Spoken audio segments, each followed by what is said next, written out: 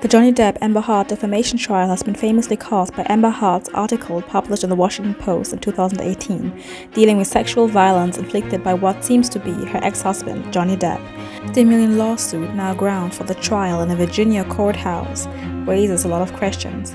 Questions like, was Amber Heard really assaulted by Johnny Depp? Or was it really, in fact, the other way around? Are both lying? Is the truth somewhere in the middle? And most importantly, what were they wearing? No? Just me? Okay, so first of all, how to dress in court. One is supposed to look presentable because you want to be respected and as well show respect to everyone in the court taking the time for the case. You're supposed to wear business clothes or business casual, nothing too revealing, nothing too sexualized. Depending on your state, where you live, the weather, and your tradition and religion is all placed into that. But in general, nothing that would be shocking to all of these criteria taking in. For example, this style would be very bad for court because you're not supposed to be, this is not the time to be especially fashion avant-garde, so.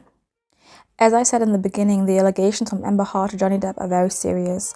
She accuses him of sexually assaulting her with an object, emotional abuse, physically abusing her through hitting her into her face repeatedly, whereas he accuses her of lying about most of these allegations. Therefore, the sexual and physical abuse, he accuses her, in fact, of her being the abuser in the relationship.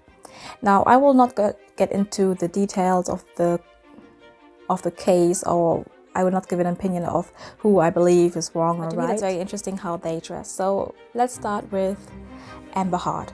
So to have a foundation, let's start with Amber's street style, which is very relaxed and laid back. She wears a lot of ripped, washed out blue jeans, black leather boots. Her look in general is more easygoing, cool, rock and roll, and a bit hippie and grunge. You can tell that she feels more comfortable in pants. She also doesn't wear a lot of jewelry and wears her hair open quite a lot. It looks windy, wind-kissed, air-dried, styled. On public appearances, she goes with a typical Hollywood starter look, sexy, glamorous, and even though she tries, her looks don't end up memorable.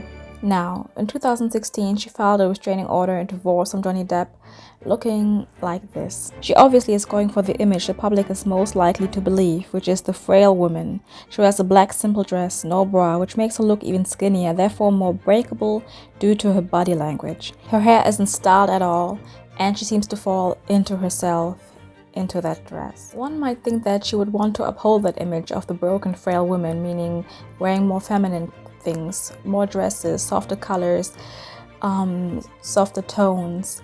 And one good example for that to me is Anita Hill, who was a beacon of light in the sea of black and gray male suits with her extremely memorable mint costume as she spoke out about sexual harassment at the workplace in 1991. Amber Heard, however, chose to go into the complete opposite direction. She wears a lot of black and grey power suits with clear lines and few white elements to uplift the dragging effect. She wears natural makeup besides her very toned cheekbones and wears a oh my god, why can't I say this? And wears a variety and wears a lot of strict hairstyles. Experts say that her choices convey a sense of power and authority to the jury. The New York Times says that her outfits convey adulthood, responsibility, and reliability, which is to me actually a very good strategy because, for one, this shows the jury that she's not as mentally unstable as Johnny's defense team tries to portray her as. And on the other hand, it's more realistic due to Amber Heard's character. She's not as charming or likable as Johnny Depp. She is more reserved. She seems kind of colder, less approachable, stronger, and therefore playing into the victim role through fashion, through the way she dresses would seem fake. So them underlining her strong personality, speaking out against sexual abuse within marriage, and therefore positioning herself as a symbol of a survivor like this is very smart and a good strategy. Basically, it's more believable. Through this, she kind of reintroduces herself to the public as the strong survivor that won't back down, a powerful woman that is willing to face her alleged abuser, and very boldly actually opens up about the possibility for women in the future to not just represent themselves as broken and frail and basically beyond the possibility of recovery, but presenting themselves as strong and making the public believe them anyway, because they shouldn't have to present themselves as weak all the time to be believed.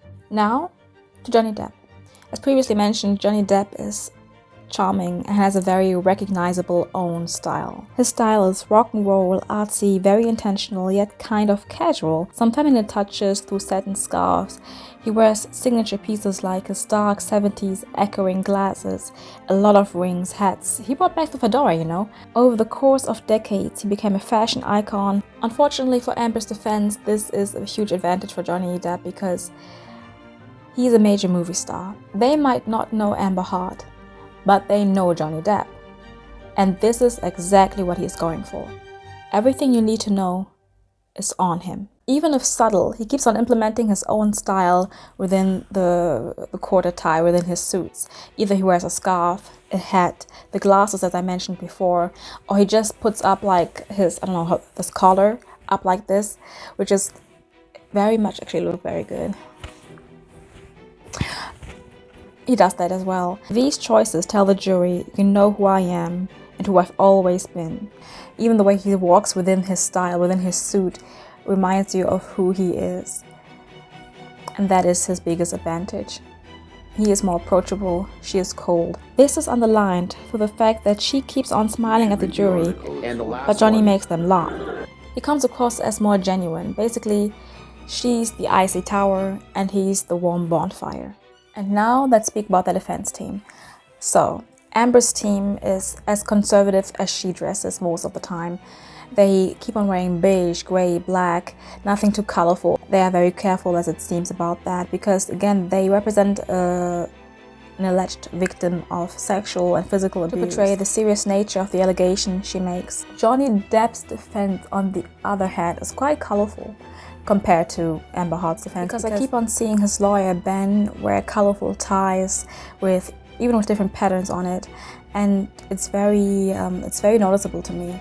They keep on wearing these colorful things. To me, portrays or might portray, in fact, that they don't take these allegations as serious as Amber Heard's team does. Other lawyer, Vasquez, for example, she keeps on wearing power suits, but they are more like, they have a small grandiosity about them. They're more colorful, more positive, more light for the fact that she wants to represent himself as the one who's on the right side, or the one who is basically bringing the justice for Johnny Depp.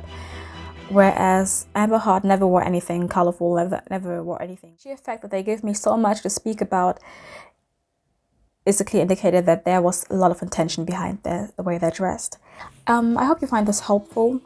If so, please leave a comment down below, share, subscribe, and tell me what you thought about the outfits. What do you think, how these outfits are playing into their role? Are actors, and this is a costume, whether or not it's an elaborate one. Elaborate? Please subscribe. Bye.